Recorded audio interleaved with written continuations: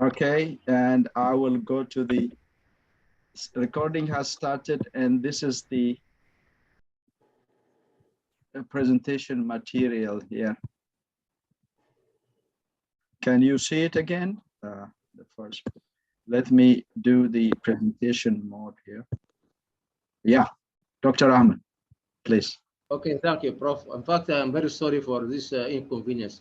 But as Professor Abad said that you find time to at least to communicate with members of this good group uh, of friends. In fact, I will give very slight information about myself. Just introduction. Myself is mainly a civil engineer. I work for the Ministry of Irrigation and Water Resources for almost 30 years, and I was an undersecretary for 11 years. And then I worked as a minister and got my education for starting in University of Khartoum, bachelor, and then I went to Agriculture University in Netherlands. I got my water management degree in master degree with distinction. Then I went to Colorado State University. I got my PhD, and I worked closely with the University of Jazeera, where I used to teach some of the courses and have some advising some students.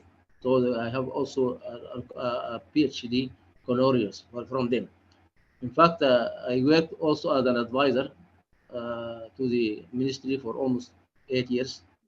Then I have different actually activities in the ministry and also in the Nile. In fact, we started this Nile Bill initiative 1999. I was undersecretary, and then I was involved in all these activities, also the CFA. Then I left. I went to Lesotho. I worked as an expert engineer for 4 years in Lesotho, financed by Badia. This is I mean, Arab Bank for Economic Development in Africa. So in general, I have also some consultancy with the NBI, with IGAD and others. So this is brief. So now I have this presentation about the CFA, Cooperative Framework Agreement, which was still under discussion. So I will give information about the background of cooperation in the Nile.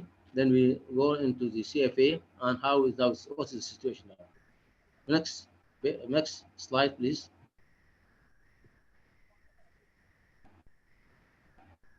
So this is a history of cooperation of the Nile.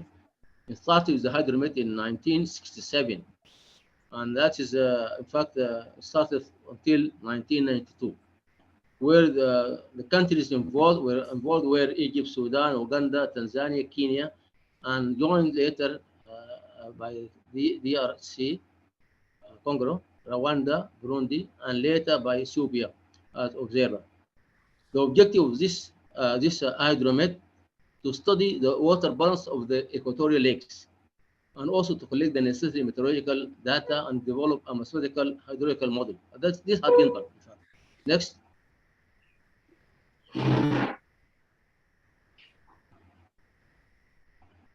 So then in 1992, there another improvement where we have all the government, they agreed to have a new era, technical cooperation Committee for the Promotion of Development and Environmental Protection of the Nile, which is called TECONILE. This started in 1992. The objectives are to include Ethiopia and consider development conservation. That original, I mean the earlier project is mainly for collecting data and making a model. But here we have another thing, development. Conservation and use the Nile water resources and sustainable manner. Action plan was established, including 22 projects. A Council of Ministers of Water Affairs (COM) was formed with a technical committee acting as a steering committee. One of the 22 projects is Project D3. Actually, you have the action plan A, B, C, D. So in D, you have what we call to establish a Nile River Basin Cooperative Framework through discussing the legal and institutional issues to arrive at an acceptable regional organization. That's a very, I can call it objective of the whole TECONILE. In order to have a cooperative, I can call it a commission, joint commission for all the countries. So that we are striving for that. D3, the project D3, yes, please. Okay, please. Next. Yeah, we started. Yeah, please, others, mute yourself so that you can hear Dr. Yes, Dr. Project D3, sorry, it started with a panel of experts, and then there was 3 experts from each country, and this continued for 3 years, 1997 until 2000. Then discussion going on. It's followed by a transitional committee, 2000 to 2004, 4 years. Then another committee, a negotiation committee, followed from 2004 to 2007. General consensus was reached on many of the issues. In fact, in these 10 years, they actually followed mainly the UN Convention on the non-navigation waters in international water policy. Most of I can see you again in a minute, but this general consensus on 45 articles was agreed on, with the except of only 3. There are some dispute about that. So next. So the disputable issues are 3. Water security, which means previous agreements, then prior notification, and voting system in the proposed Nile Basin Commission. These are the 3 which took a lot of time in 2000, from 1997 up to 10 years, 2007.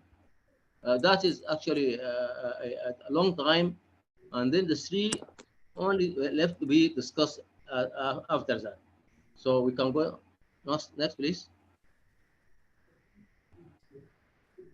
So then, in fact, in the meantime, in fact, this started in 1997.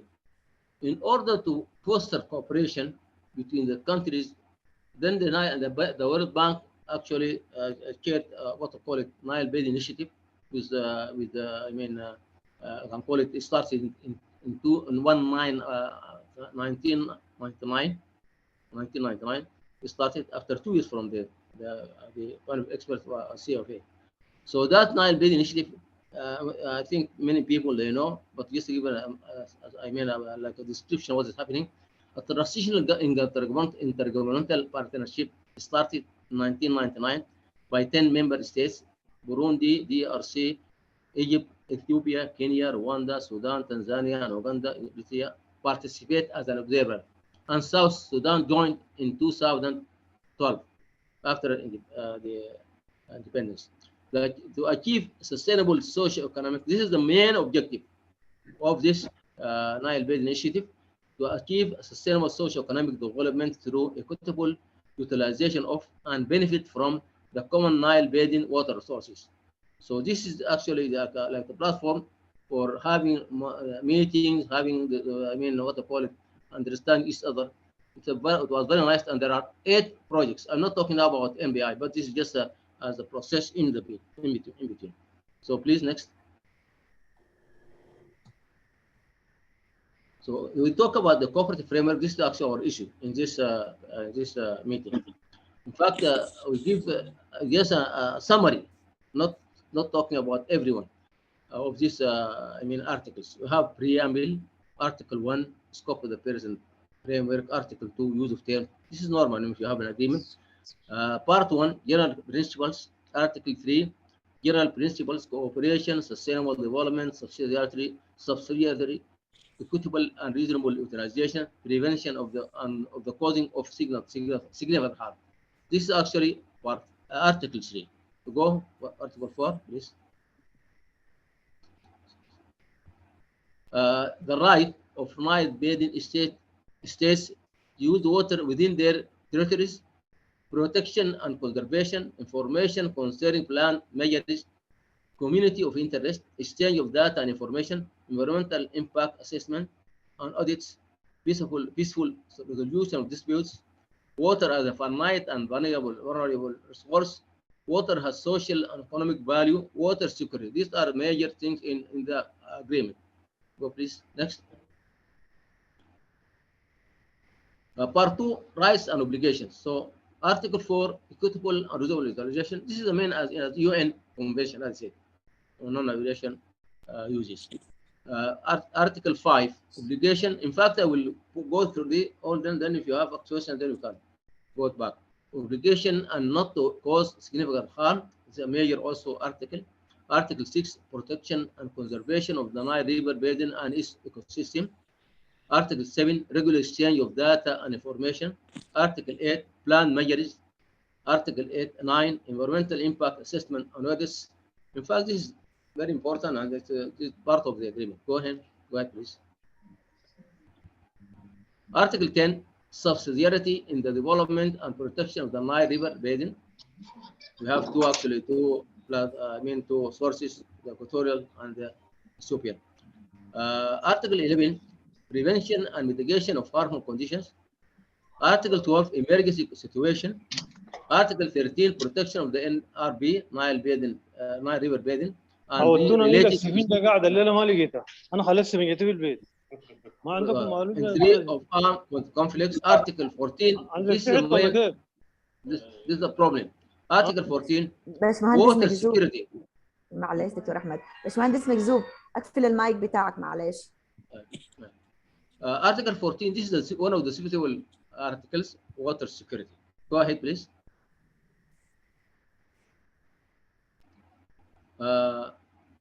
Part 3, institutional structures.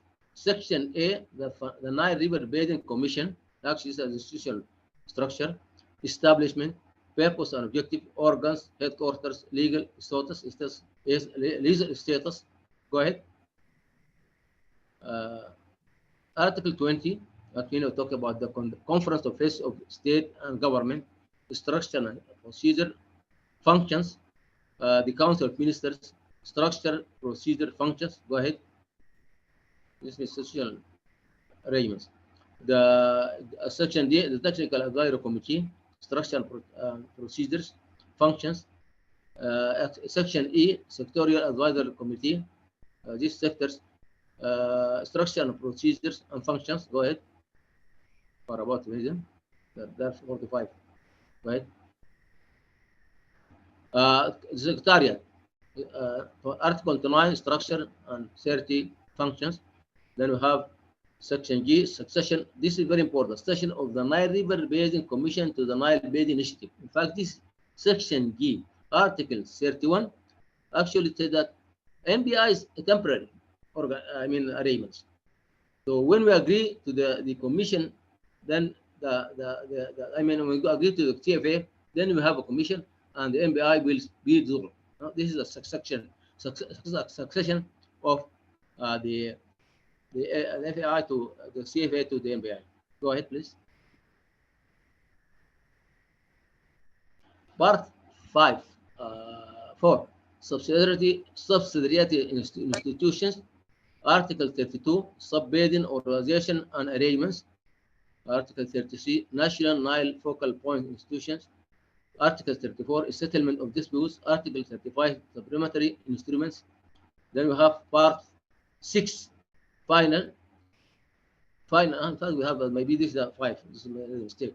Part 5, final clauses. Article 36, amendment of the framework or protocols. Article 37, adoption and amendment of annexes. Go ahead. Article 38, relationship between this framework and its protocols. Article 39, reservations. 40, withdrawals. And then we have the go for negotiation. Go ahead. Ratification of or accession, entry into force. The negotiation, having due regard to the provision of Article 4, as I mentioned, and 5, Nile Basin states recognize the vital importance of water security to each of them. The state also recognized that cooperative management and development of the waters of the Nile River system will facilitate achievement of water security and other benefits as well. Nile Basin states therefore agree in a spirit of cooperation. This is very important. So in Article 14, they break into two because of its importance. They make A and B. In A, they say to work together to ensure that all states achieve and sustain water security. B, not to significantly affect the water security only of any other Nile Basin states. In fact, this part mainly for previous agreements and mainly for actually Nile agreement between 1959 of Sudan and Egypt. Go ahead, please.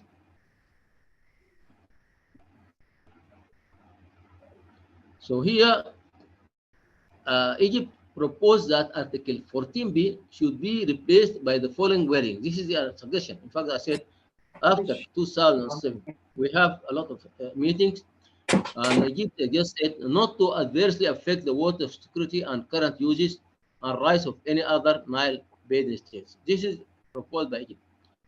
And the extraordinary meeting of the NICOM held in Kinshasa on 22nd May 2007 resolved that the issue of the Article 14b be annexed and be resolved by the Nile River Commission. This is a proposal.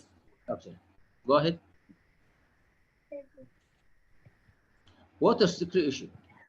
I want to just to give a light on this issue. This is a very important issue. UN Convention on the Law of the Non-Navigation Uses of International Water Courses, which is started in 1997. The convention entered into force in 2014. In the preamble of this convention, what's this? In the preamble of this convention, it is mentioned, recalling also the existing bilateral and multilateral agreements regarding the non-navigational usage of international water courses, which means that if any one of the countries have an agreement, it should be respected. So Article 3 in the convention also, UN Convention, water course agreements. In the absence of an agreement to the contrary, nothing in the present convention shall affect the rights or obligations of a water course state arising from agreement in force of it for it on the date on which it came a part to the present convention. I mentioned this. This is actually to make us sure that 1959 agreement should be respected. And then this is why what is being included or to be taken care of in the CFA. Go ahead, please.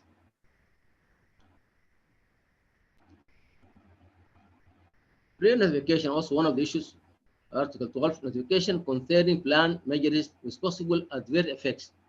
Before a water course state implements or permits the implementation of plan measures which may have a significant adverse effect upon other water course states, it shall provide those states with timely notification thereof. Such notification shall be accompanied by available technical data and information, including the results of any environmental impact assessment, in order to enable the notified state to evaluate the possible effect of the plan measures. Right? This one, there are two actually, water security and purification. And the third one, I think the voting system. The voting system is very clear that they said, I mean, especially Sudan and Egypt said, this is not a majority, voting. It should be consensus, very consensus. And that's why it is not agreed upon. Status of signing the CFA, the agreement, Ethiopia, Rwanda, Tanzania, and Uganda signed the CFA on the very date it was opened for Tunisia on May 14, 2010. This is the status of the CFA. Kenya signed on May 19, 2010, after 1 month. Well, no, after 5 days. Burundi signed on February in 2011. DRC, Egypt, and Sudan have not signed until now. The treaty is subject to ratification. Ethiopia, Rwanda, and Tanzania have ratified the agreement. This is the status of the CFA. You go ahead, please. So that's it. In fact, this is the status. So I just talk about the CFA and talk about the, in general, the cooperation and the status of the cooperation of this. Thank you very much.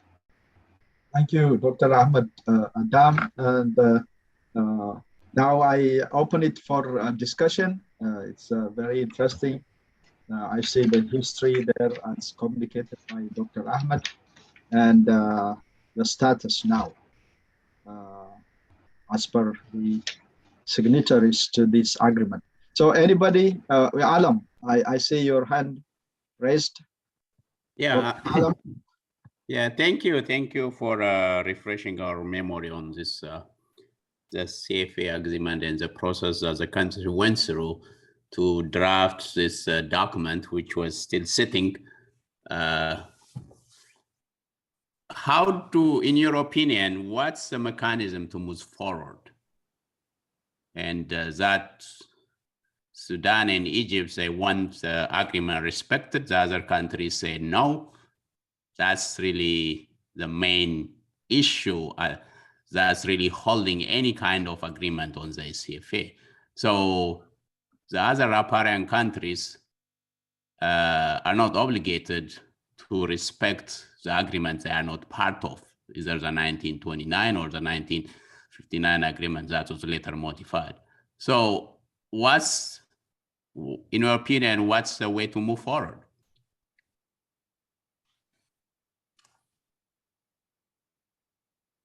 Shall I react or have to wait? Yes, please, Dr. Can react, okay?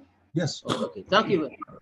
Thank you very much, Alem, for this very challenging question. In fact, this is a major issue of how the CFA from 2007 until now, it is stalling. Nothing is moving. In fact, the three the disputable issues or articles I mentioned, the Sudan and Egypt, they are talking about security in the sense that if you look in the basin, we have 11 countries, and 11 countries we have only Sudan and Egypt have rainfall is less than 4 millimeter per year. Sudan about 400 millimeter. In Egypt, I think about 30 or 40 millimeter. I don't know about this. The other countries, all the other countries, the rainfall is more than 1,000. If you talk Ethiopia, South Sudan, Uganda, Kenya, Rwanda, all of them. In fact, they should respect these people in the north. They don't have other resources than the Nile. And this agreement in 1959, it was signed before what you call it? This agreement, UN convention. UN convention was signed or designed actually part of the country 1997, and this is signed in 2007. So it is an old agreement to also to it is with Sudan and Egypt. It is not obligatory to the others. And the water, I feel the water is sufficient for all of us. I am very optimistic if the other countries look into the waters moving from the highland to the lowland to the north, it's negligible. I think that is only what we call 84 billion cubic meter. This is the average. While they have many resources in the upstream, they have a lot of resources, and even it is more. In fact, when I talk about now, it's more than 84 coming to us. This means that water in the upstream is more. If good, and call it good, I can call it political issue, political commitment, and to cooperate, they can resolve it. They can make it as mentioned, annexes in the agreement. The points which are raised to be in the agreement, and it is very simple. You have 45 articles, only 3. I think it's a little bit of, tactic, I can call it political involvement. We can solve it. So I think it is possible to do it. Not difficult. Can I step in and ask a question, please? Yes, Dr. John. Okay, it's very informative. I really want to thank Dr. Adam for his presentation. And I think it's for the first time for me to actually look at inside. I have heard about cooperation framework agreement. I haven't seen what is inside. And it's good to have, there's more than to meet the eye, especially they spoke about equitable, and use of resources, and that we should be in. Now I get the impression of that everything stays the same. Everything stays the same, or if it affects the other significantly, then nothing should be done.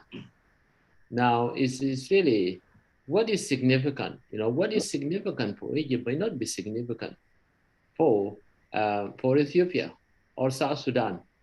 In the end, anything project you do the cost-benefit analysis. Water is finite, and if Ethiopia or South Sudan wants to use some of this water, or of Uganda, then somebody somewhere is going to actually get less water because it is finite. So we need to see the changes that have happened. The populations have increased. The countries who are actually up the stream, the economic situation has changed. They want to industrialize, and they might actually want to store some of this water. Now you say, Dr. Ahmed, that you have thousands of millimeters, of rainwater falls. That water, you can't capture it and use it. You have to have a way of actually using that, because it just goes, because you will not be able to absorb that amount of water during the time of scarcity. In South Sudan, there are areas, what we call green belt, and green belt is raining throughout the year, but other places are arid, and you see all this movement that is happening of the, of pastoral is moving from highlands to lowlands, looking for water. And also a lot of parts of South Sudan are not actually irrigated throughout the year, when we should actually be able to use that. So I expect, these countries, and what I know that even from a presentation I attended recently, the 1959 agreement and 1929 agreement, the part, most of the water now, even Sudan has not used its all, it's all the shares that it needs to do. Most of it flows to Egypt. There will come a time when Sudan would like to use that.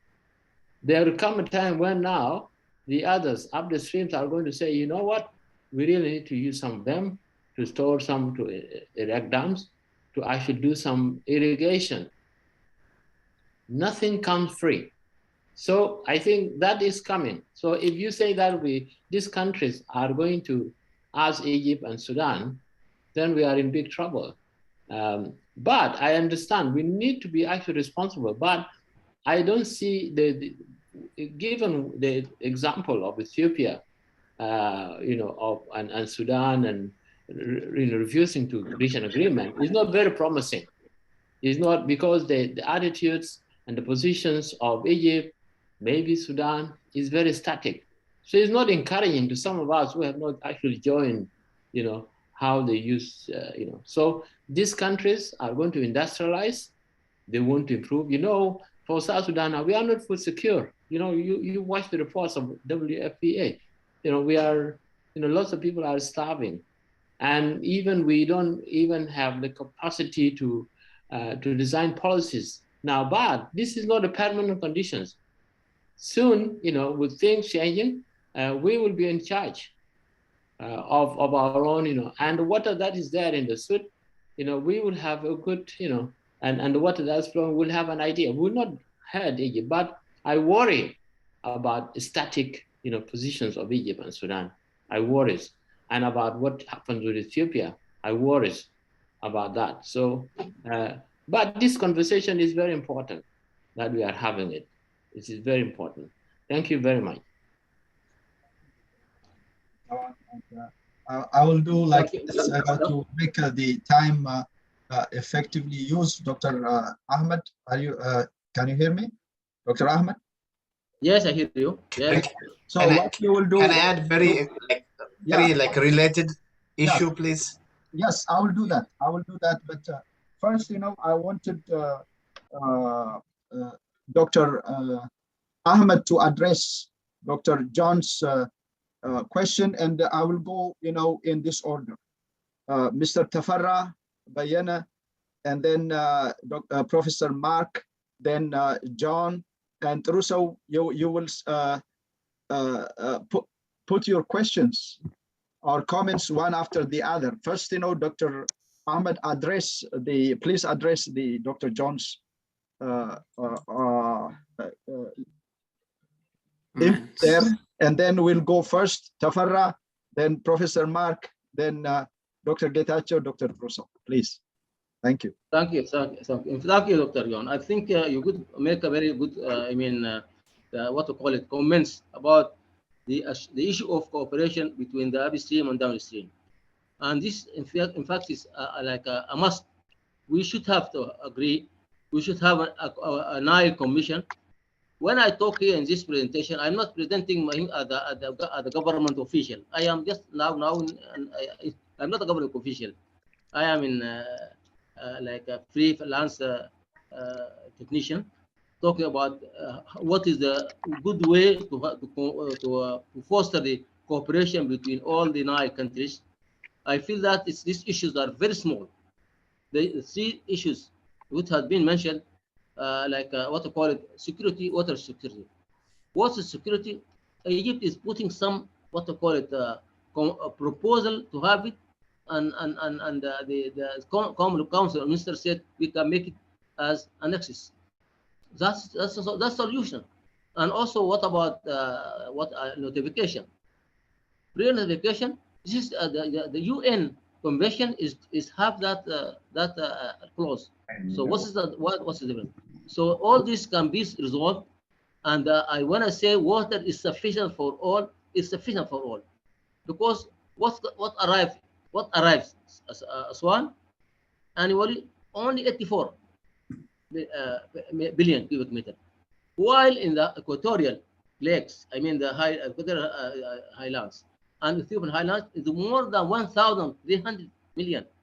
That is too much water, and irrigation is costly, Dr. John. Sometimes you only say make an irrigation project, you need only 1 or 2 watering. If you make more than 4, it is mean that is justified. It's economically feasible. But for 1 or 2 watering, I believe it is good for you to have rainfall. Even in Sudan, we have rainfall. More economical, because you don't have an irrigation system. Irrigation system is very expensive. Operation and maintenance very costly. So you can go when it is becoming a feasible project. Thank you. Yes, and I think this discussion should continue, but let's go now, as we said, Mr. Tafarra Bayana and Professor Mark, Dr. Getachew, and Dr. Russo. Thank you, Dr. Abate. If you allow, I would like to speak after my senior professor, Mark Mondosia. Okay.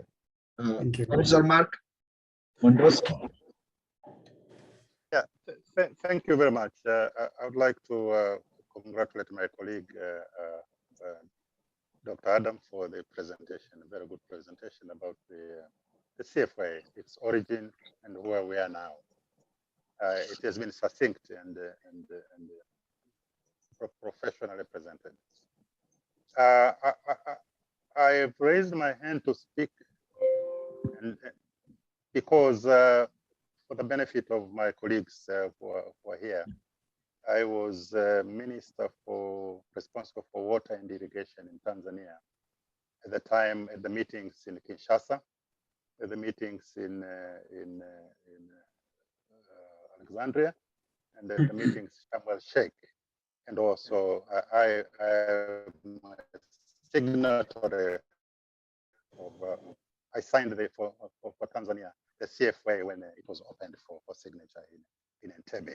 So I have a profound interest in this matter, and would wish that a consensus was reached somehow, that and we would go forward. We tried very hard, and I speak this from experience because I was I led the negotiations on behalf of the upper riparian countries, literally as an individual, but representing all the 7 countries, upper riparians, and facing downstream countries, Egypt and Sudan. So I had a very interesting discussion. But I think, let me put it this way. When we left Sharm el-Sheikh, I was under the belief, and I still believe, that Sudan was going to sign this, the CFA. And except for an agreement that Sudan has with Egypt that binds the two, that they'll always negotiate together. And that has always been a matter of contention, but not to us, but between Egypt and Sudan. But it's a matter that perhaps hinders Sudan, from our perspective, from continuing with this CFA. But let me answer one or two, point out one or two issues that have been raised by the presenter with regard to water security.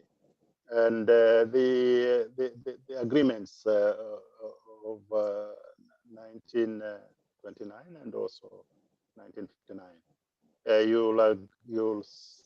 You'll agree with me that there would be no point of having a CFA if we abided by the agreements of the previous agreement entered into by the colonial agreement administration and Egypt, not between Egypt and Sudan.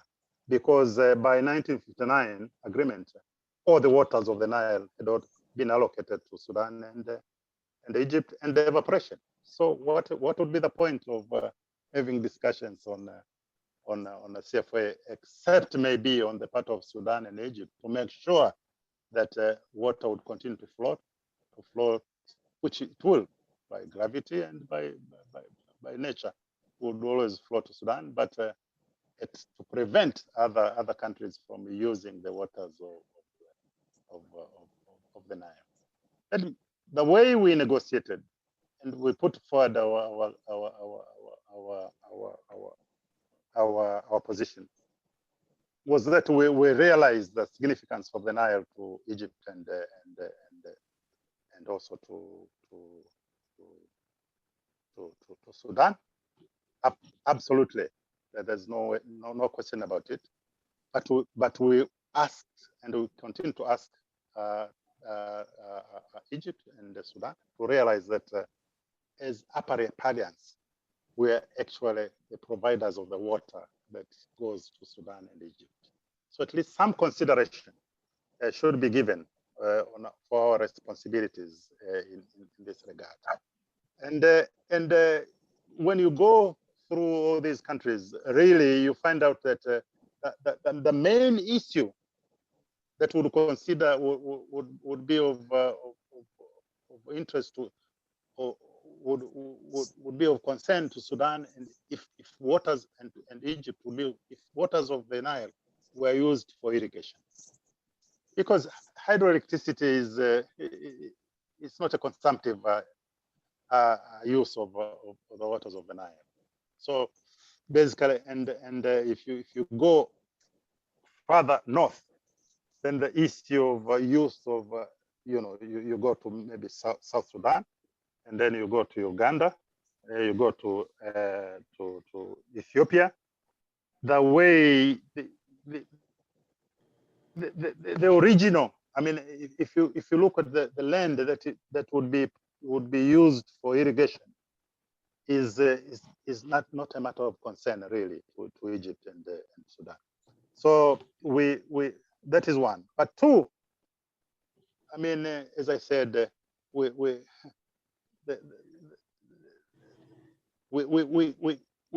came into this framework agreement because we realized that we couldn't, and I'm sure Egypt and Sudan knows that we can't live with those colonial agreements which were entered into without our agreement. So we hope that there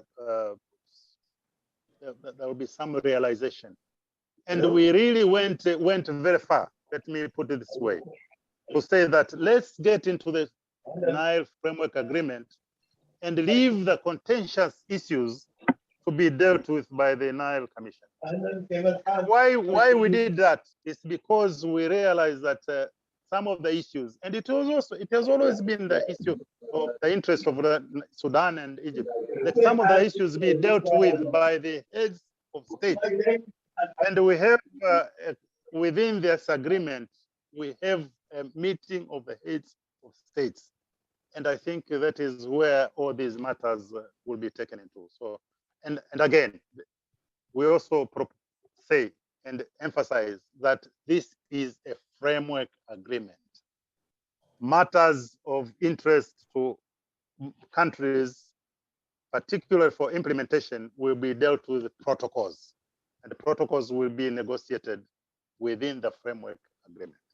So there is a lot, there are so many ways that we can, Egypt and Sudan concerns can be dealt with after we have entered into. That's even how we have written the Article 14. With regard to the fact that we have waters from heaven, may I state that luckily God was so good to Sudan and Egypt that there is so much water underground. So much water underground. So if you have to, Egypt is sitting on billions of water, volumes of waters underground that have been discovered. So if you look at that way, you will never reach an agreement. You will never reach,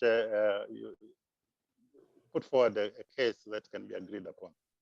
And then, of course, luckily, Egypt is now going forward with, using water of the Mediterranean through desalination and all these things. So actually, we have almost the Nile agreement there.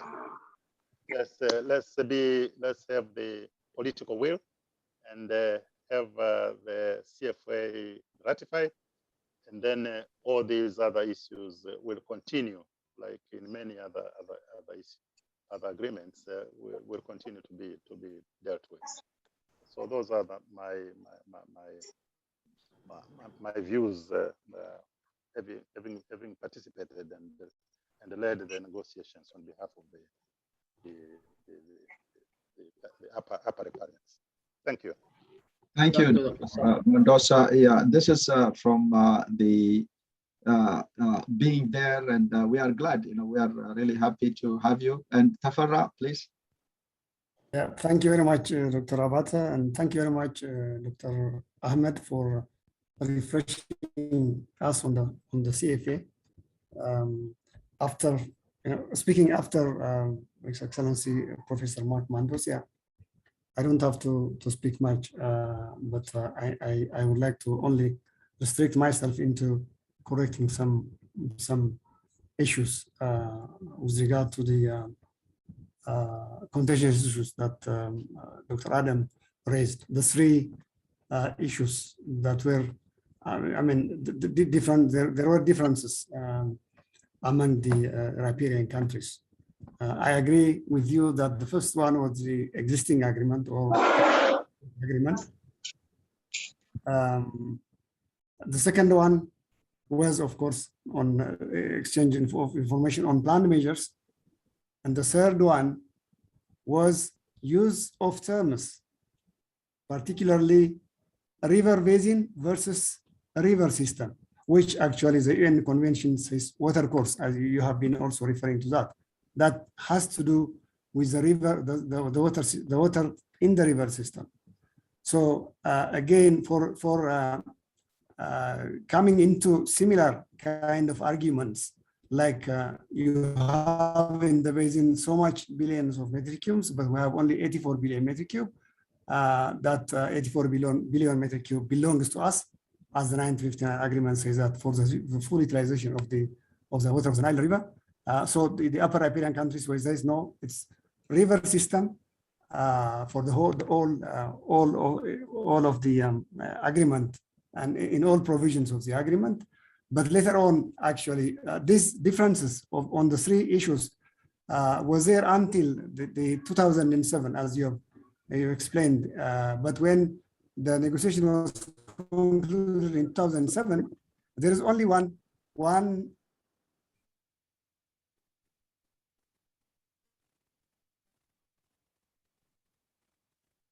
You are there, Tafarra. Tafarra, are you still there? There is some one article actually on sub-article of 14B. Probably it's the system. If Rabata, can you hear me? Yeah, it was disconnected, you know, and not clear. So can you quickly repeat what you said in the last portion of your statements? Tafarra. Shall I start from the beginning? No, Yes, not sir. from the beginning. The end, towards the end, it was so unclear. You know, we didn't hear about your comments about the three outstanding issues. You must have some technical problems.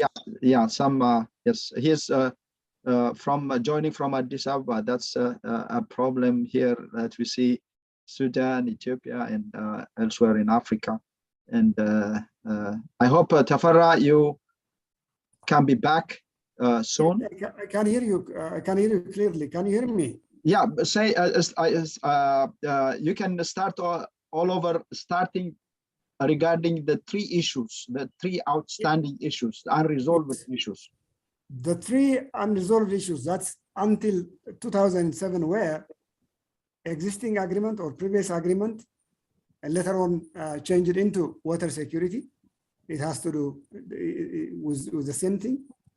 And the second one was on exchange of information on planned measures or maybe prior notification. The third one was use of terms like river basin versus river system.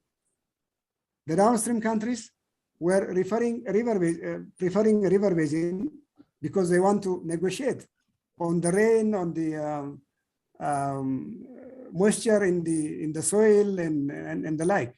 What Dr. Ahmed said, 1,600 billion metric cube. But the upper riparian countries were saying that we are actually negotiating or making an agreement on the water of the Nile River. So so the preference was Nile River system.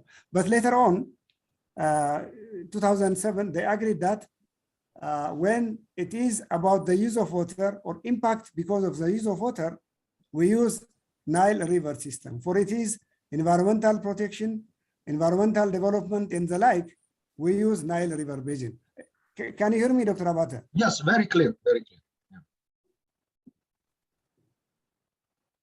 Yes, okay, very good.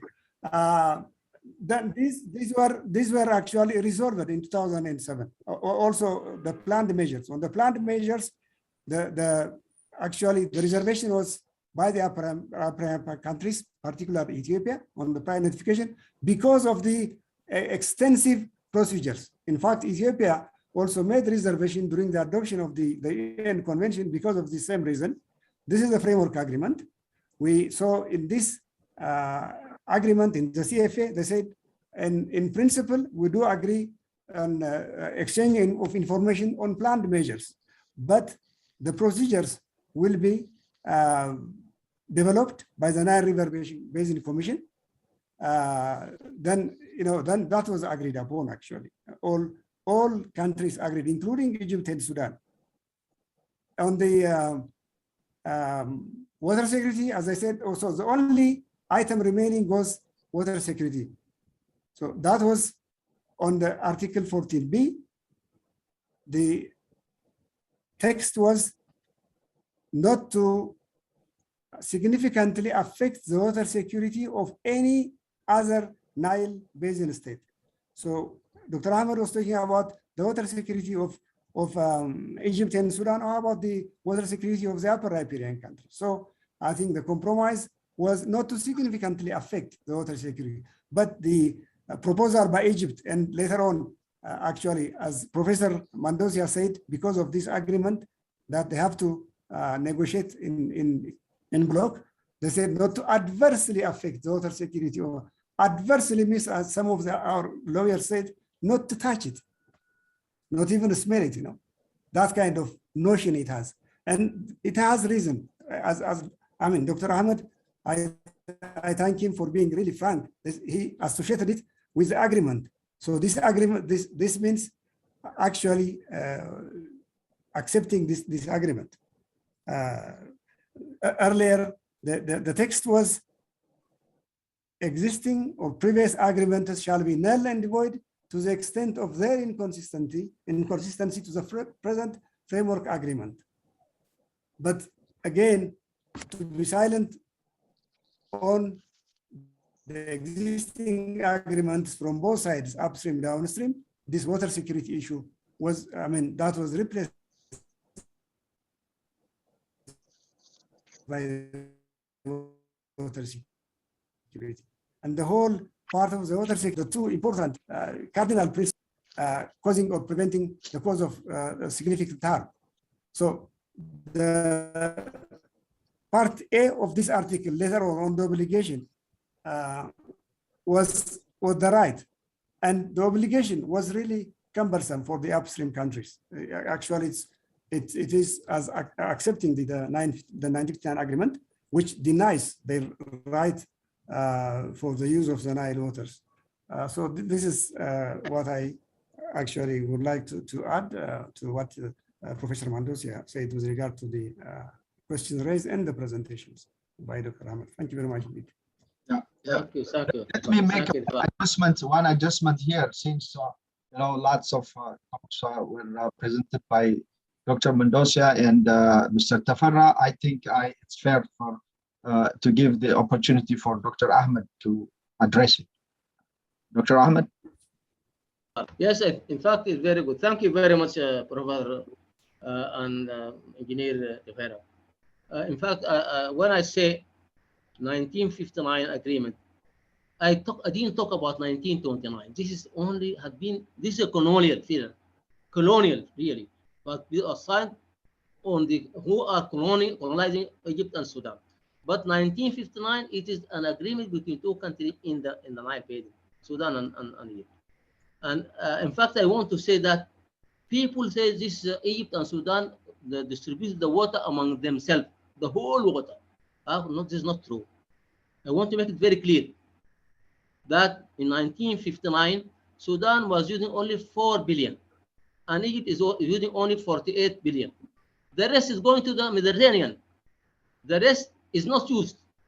So Sudan, Egypt, because they are in need of water, they said this water going to Mediterranean, we want to distribute it between ourselves. And temporary, not for good. Actually, in 1959, the 23 or 34 actually, which is going to the Mediterranean Sea, they said, okay, Egypt take 1/3 and Sudan 2/3. This is been added to Sudan and this added to Egypt, and it is the full utilization of the Nile, because the water being used, not used. The water was not used. It was just going to the Mediterranean Sea. They said we use it temporarily, and there is an article in the agreement in 59. If any country want water, they can take it from us. This, even Sudan is not accepting it, but it's an obligation. If any country wants water, it can take it from our share. The bottom line, in 1959, there were 84 billion cubic meter annually. After 60 years, the water is increasing. The water is becoming 115 billion. This means that the other countries, they are not using it. They don't need it. A lot of rain, it is easier for them to make irrigation, using rainfed. So we are not obligated. I mean, Sudan and Egypt, their stand is that any country, they can take water, and the water being needed by these countries is very minimal. It's very minimal. This is why I said I'm very optimistic that the Commission will be there, and we have to cooperate together, and we have to take care of all the needs of Ethiopia and Uganda and South Sudan and all the other countries. But I mean that Sudan and Egypt, they are needing the water more than the others because of the natural no rainfall. That's my. Actually, the point of the matter, there are three issues not be resolved. You mentioned it. I think the most important is the water security. And I mentioned that the UN Convention is now now become in force. This agreement or this convention in the preamble and in Article 3, every agreement in existence should be respected. This is my point. Something else. Here for clarification, Dr. Ahmed, Yeah. do you think that Sudan will be restricted to 4 billion and Egypt 48? And what you implied that it went to the Mediterranean as a loss or as a waste will be negotiated. I mean, could be agreed by Sudan to restrict to 4, because in a recent meeting, I remember Dr. Assad was saying that Sudan is in need of much water, and it's used beyond the 18.5. Actually, it's beyond 19 billion cubic meter. And you said that the amount of water that goes through the system is more than 115 or 115 billion cubic meters. Yes.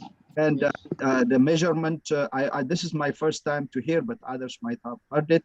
So do you think that Sudan and Egypt are saying that, oh, we used it temporarily, so Sudan will restrict itself to 4 billion and Egypt 48? For clarification, sir. In fact, when I say 4 billion, this is water rights, because when we signed the agreement, this is what has been used by Sudan and what has been used by Egypt for trade. So what to have, I mean, distributed the water loss going to the Mediterranean. So Sudan have another 14.4, 14.5, and Egypt another 7.5. So Egypt becoming 55.5 and Sudan 18.5. This is just a distribution. Anytime the other countries need the water, they can take it. This is in fact the water law, the world water law, international water law. Any country can take the water. This is the shared water. They can take it. But I think I say that after 60 years, after from 59 up to today, no country, there is no usage. More water is coming. This means that they don't need the water. More water is coming. We are not forcing it to come, but because nobody is using it. This is my point.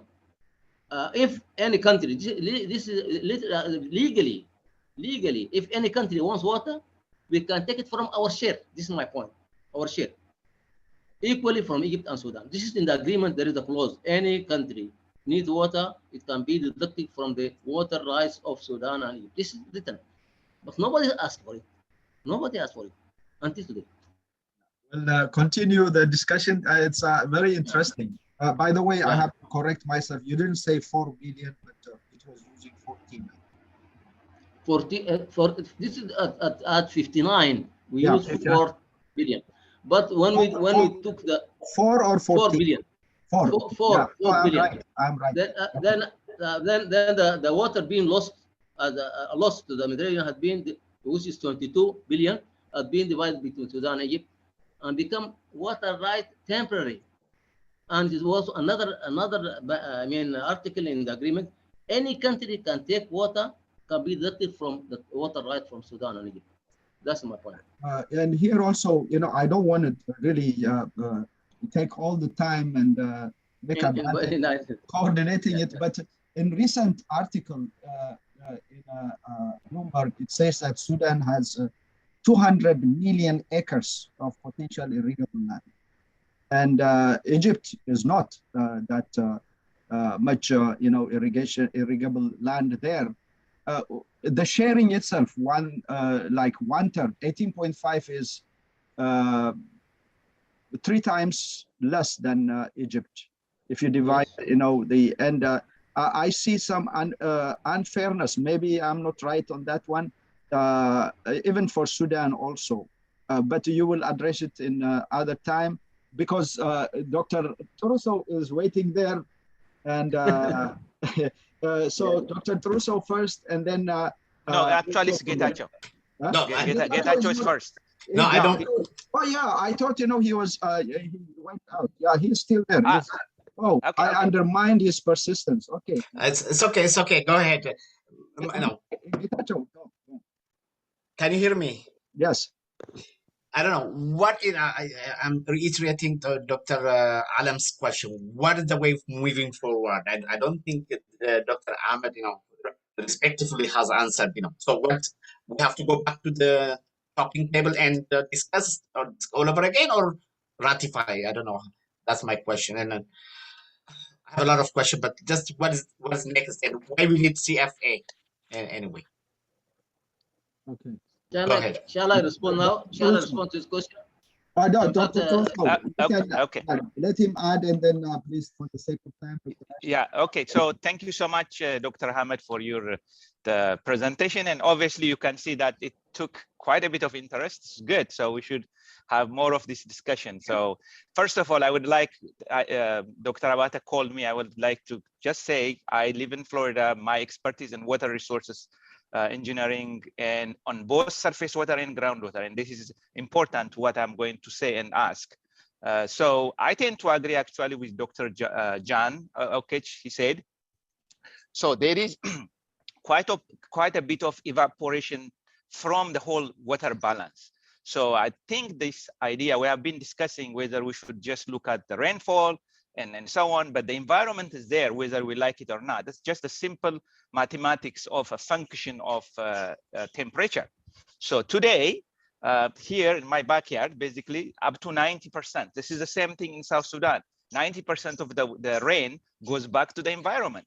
So it's maybe 10% is left as a surface water and groundwater. Now that's the one we should be actually trying to figure out. And I appreciate earlier comment, Nile Basin system. I think that's where we need to figure out. And my question, and before that question, I was also surprised about the 115 billion cubic meter available. I have not seen, it's possible in 1 year, but what typically people agree on is something for 30 years on average. I know that 84 number is small, anywhere between 92 to 97. Some of them are at least 97 over a long period of time. But my question is, we actually first need to know how much water is in the system. And I argue that we don't. So, and back to Dr. Ahmed, that do you agree that we actually should first figure out, we have all the scientists from Sudan, Egypt, everywhere we have all these scientists. First of all, we need to figure out how much of this usable water beside the evapotranspiration and environment. It's not the rain. We know that the rain is not gonna work. So how much water is available within the Nile River Basin from the surface water, from the groundwater? The 1997 article says river course and actually calls out groundwater as well, surface water and groundwater. Why don't you, do you agree that we put first, maybe as a baseline, maybe for next 5 years, put everybody's effort on understanding how much water there is, what is we're using, how much is coming from the surface water, and then figure out how much is there to share if we have to. And there are, of course, other things to beyond sharing the water. But I just want to make sure that it's this idea, oh, there is a lot you can take, but give this much that is to Sudan and Egypt. I think I found it that's very difficult. So do you agree on the idea that, okay, maybe for the next 5-10 years, let's set a baseline, how much water it is, and then we can figure out how we can share. Thank you, Mr. Asifa. Actually, what you said, if you see, when I put all the articles of the agreement, I put institutional setup. Those institutional starting from the head of states with the council ministers, then we have technical committees, then secretarial committees.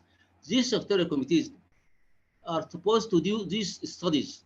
In fact, when this commission in place, then we can address all the issues you mentioned. It's very important to have how much in the system, how much in the evaporation, how much is going to down to the groundwater. So this is very impressive and very actually, I can call it important for the institution to work.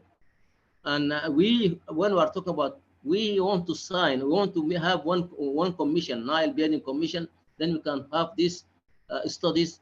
In fact, even the NBI. Last week, we were in Uganda, in fact, in Kampala. There is a study about Nile Basin, what to call it, River Nile Basin management plan. They already starting about how to use this water between the different countries. So now the issue now, and actually the stumbling problem is to sign and to agree. And you ask how we can do it. This is political. I mentioned it's political, not technical. How to arrive to this, signing of all the countries. And every country, in fact, like Egypt and Sudan, we have the agreement, and in the agreement we said we agree on dividing the needs of the other countries. We agree on the needs of the other countries. But as I mentioned, water is more. As I mentioned, the average is about 100, not 115. This is only 1 or 2 years in 2019 and 2008. But the average in the order of 100, which means that the upper countries, they put more water in the system. Instead of deducting 84 becoming less, now it's becoming more. This is my point, that we are optimistic to arrive at agreement, share the water, all the countries. That's my point. I think we can arrive it if you have political commitment. It is political, not technical. Thank you very much. Thank you, Dr. Ahmed. I see, yes, you're right. The political pressure is overriding the technical, scientific data in most cases, especially in this Nile water use, that I see that. But for the sake of time here, I would like to have the opportunity given to, in this order, Dr. Assad first, and I think Dr. Mustafa, Taysir, and Dr. Lama, and Dr. Haider, in that order. If I pronounce your names, make it shorter, please. And Dr. Okay. Ahmed, be kind to Yeah. Dr. Ahmed. Okay, thank you very much, Abed. I just have very brief comments. I think today we have heard a lot of talks about colonial agreements, and I would like to say that is even the border of the African countries are based on colonial agreement. Then when we are talking about colonial agreements, do we have the right to choose one over the other? And also, I would like to note, in addition to 1959 agreement, there are so many agreements. There is 1929, there is 1901, there is something in 1870 something. So there is a lot of agreement. I think the main issue of the Nile is the special variability of rainfall. And if people sat and work out from a technical point of view, for example, if you look at the Blue Nile, the amount of water reaching Sudan is only 20% of the rainfall. Around maybe 18% or 20%. You will find that 16% maybe or more is retained into Ethiopia. That is also provide a lot of ecological services. It's also water stored in different storage system within the upper Blue Nile catchment. I think first of all we have to get the science right. And I think part of this issue is that is okay, you are getting water, I just want you to get less or more, or so we have to get the science right before we start arguing about who gets what and when. Thank you very much. Mustafa. Hello, thank you very much for giving me the chance. This is the first time I'm joining you. My specialty is occupational and environmental medicine, and I specialized in assessing risks for major projects from the point of view of safety. Obviously, we've heard a lot of talks, which are very interesting. I have a few points. My first point is to Dr. John from South Sudan, and he mentioned something very interesting and very valid, which is basically nothing comes for free, which is true. Nothing comes for free. So if that means that the water which is coming from upstream is coming down and the downstream has to pay for that. There is also another argument, which is, what if we are going to start also charging for, okay, you know what, we don't want this water, or you pay for the passage of the water. So I think here, these two arguments really are not, they cancel each other. Let's put it that way. The other point that, which is of concern for us, really, is the time of, is the safety and the lack of action plan for any risks to the population at risk. And it happened with the first filling. We didn't have any time, actually, to manage to get people out of the way, if you see what I mean, for the first filling. And as a result, we lost more than 120 something people because of the water coming from upstream, because of, we all know that, because of the filling. So this is something, of course, repetitive. And I cannot see how Ethiopia is going to make sure that it cannot have extra water, because if, God forbid, and they have too much rain, obviously they have to act, and they will have to open the system to release the extra water. So for us in Sudan, we don't have an action plan. We don't have any risk, management for the people. And maybe this is something for us in Sudan to manage. But meanwhile, till we develop all these planning systems for emergency preparedness and all of this, we really need to have a pause, because technically we cannot handle any excess water coming for the safety of those people. And I hope this gets into consideration when people discuss all of these things. This is apart, obviously, from the other impacts, which they come next to the lives, really, loss of lives. I'm going to stop here, and hopefully we can discuss this in more details, because I think this is a point that everybody will not disagree on, and we have to think about. Thank you.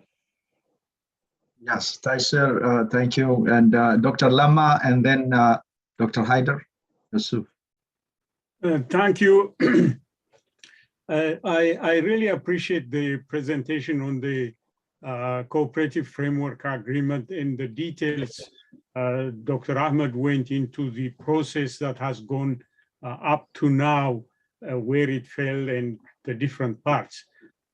Bringing it to the question I'm going to raise, it is going to be a question for Dr. Ahmed's view, given his background and his.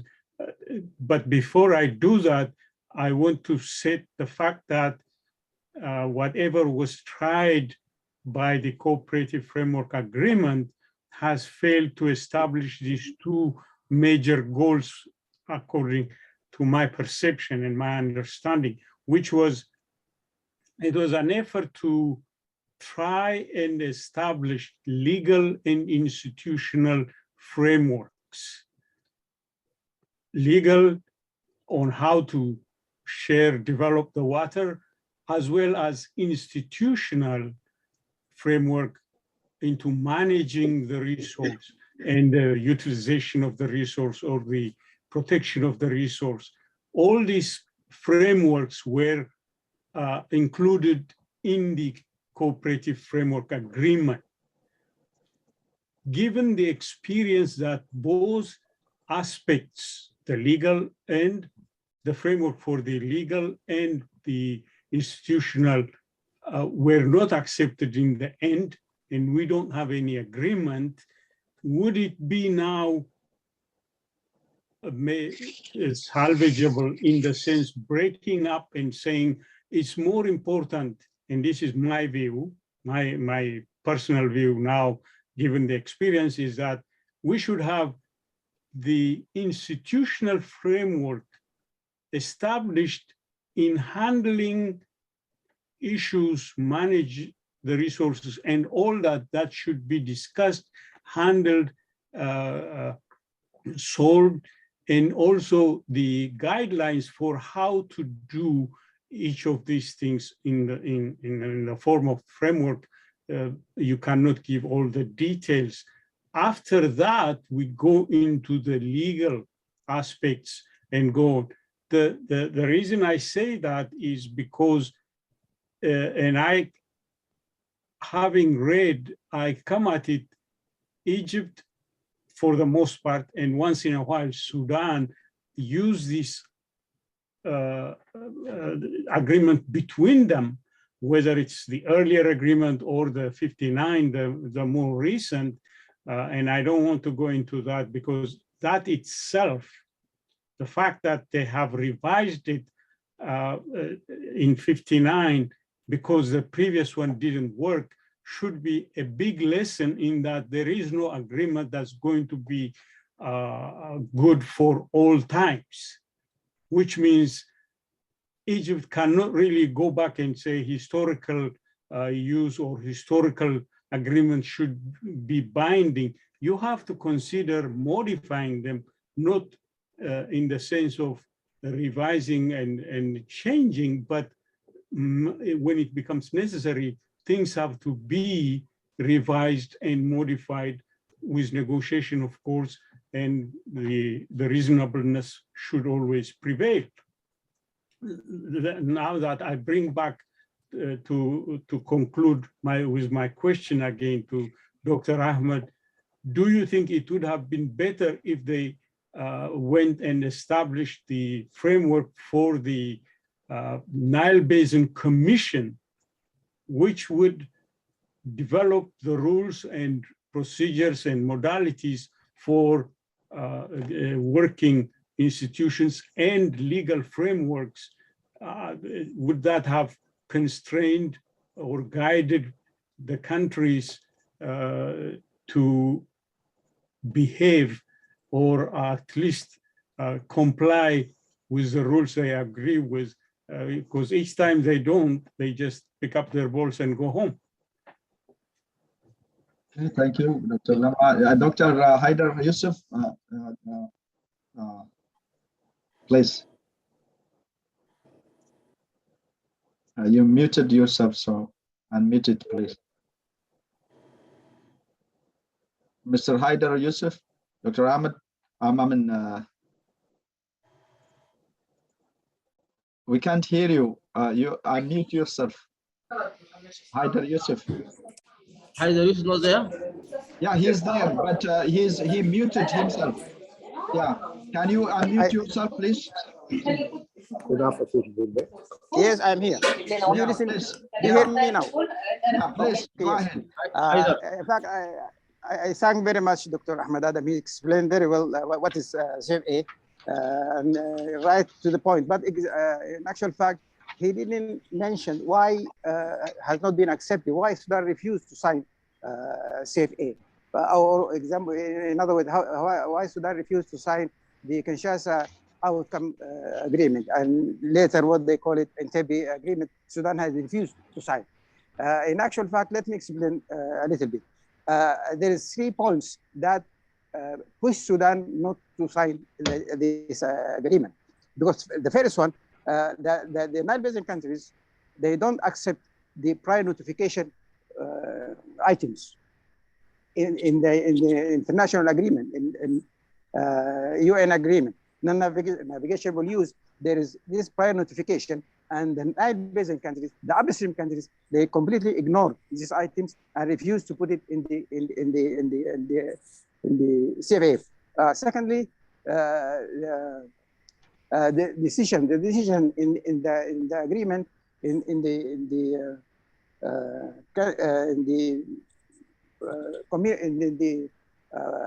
agreement has to be taken by majority and not by consensus. Sudan is for the taking all decisions in the organization, the new organizations that they're going to establish by consensus. The third point, they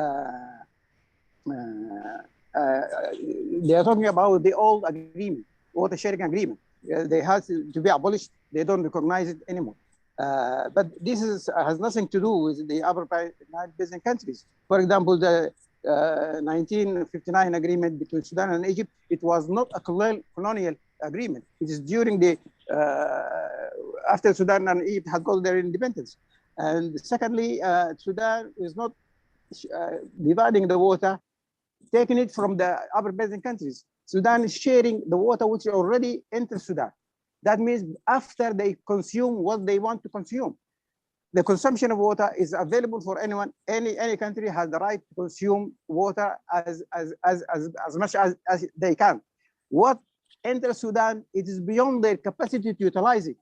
The water that we have shared between Sudan and Egypt, it is not that water we pull it from the upper basin countries. This natural flow. Secondly, the third point, I think, which is more should be clear,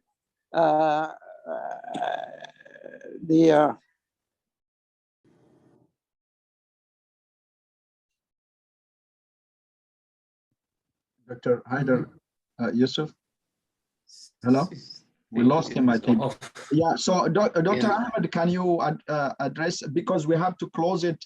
And I think this is a very interesting topic. I know that it will be very interesting, and it will involve many people here.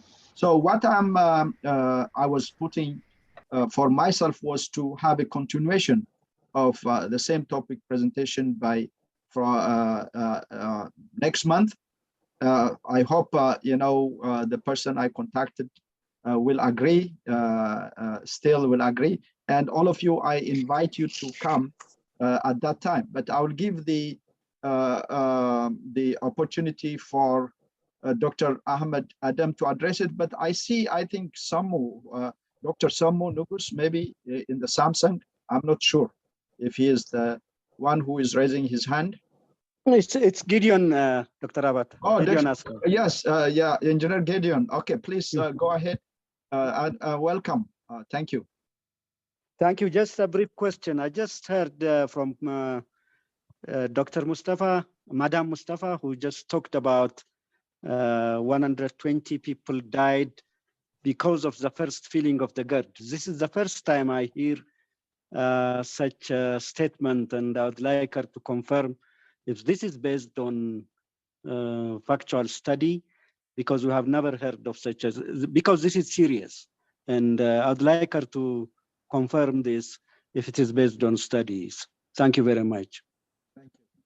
So I give the opportunity for Dr. Ahmed Adem. Yes, in fact, I have 2 or 3 participants, Taysir, then Lima. In fact, Taysir is talking about the environment, and maybe this point of 10 fatal during the filling. Maybe, I'm not sure. She putting this figure. I'm not sure whether we are talking about the floods after the filling. After the filling, in fact, as the second in 2020, when the GERD start filling, water is being very less in Sudan, and we have even some of the water supply stations stopped. And then in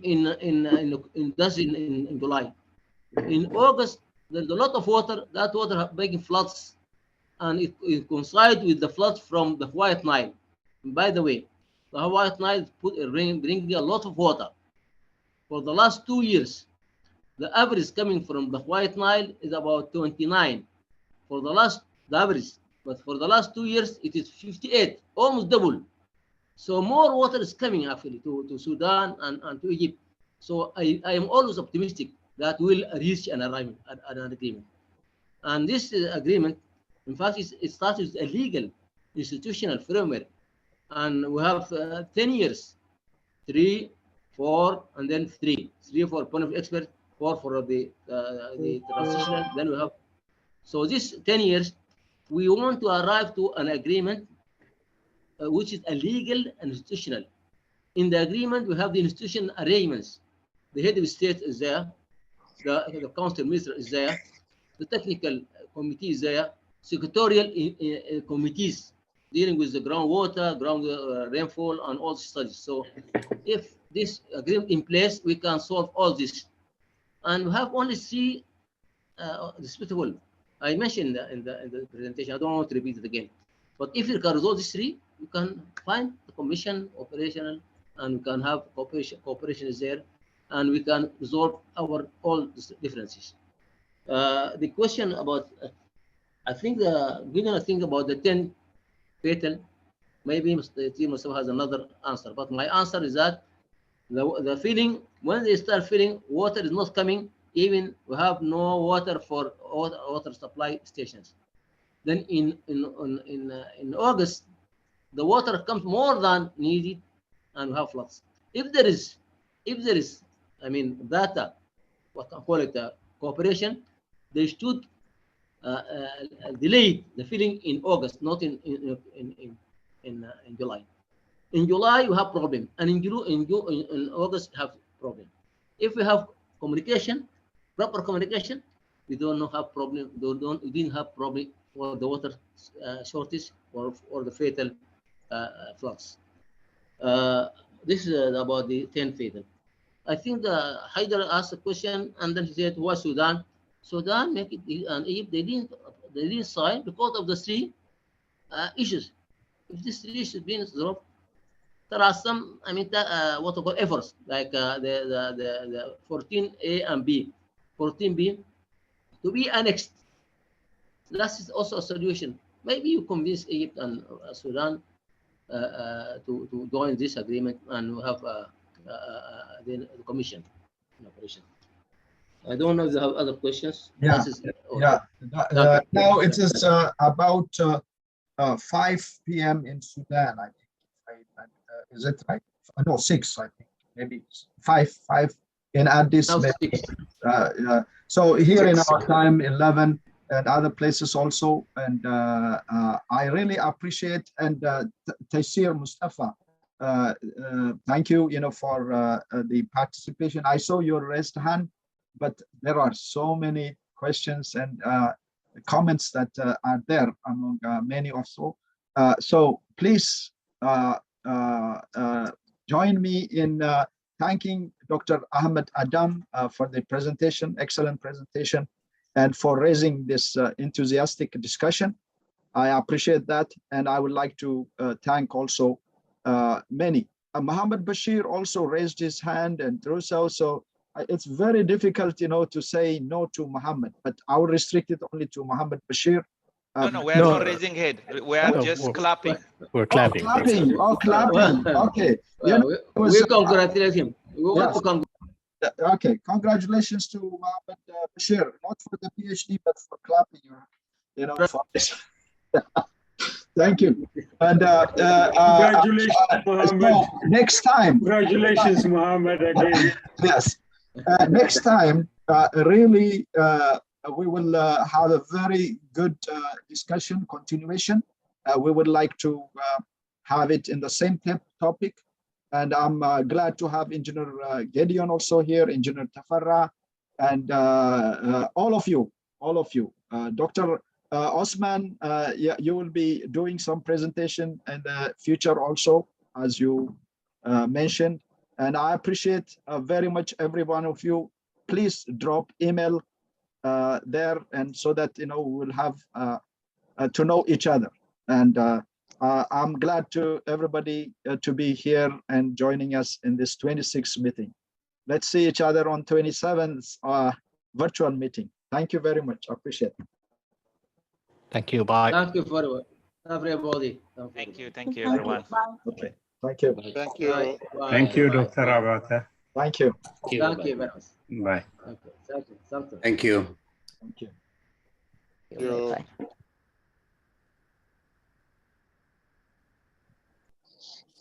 Thank you, everybody. Thank you, Dr. Adem. Dr. Ahmed Adem. Thank you very much. Thank you. Do you use Dr. Ahmed? Do you use a first name or a last name? Ahmed. Dr. Ahmed. Is it? Yes. Yeah. Ahmed. Yeah. Yeah. Thank you very much. Really appreciate.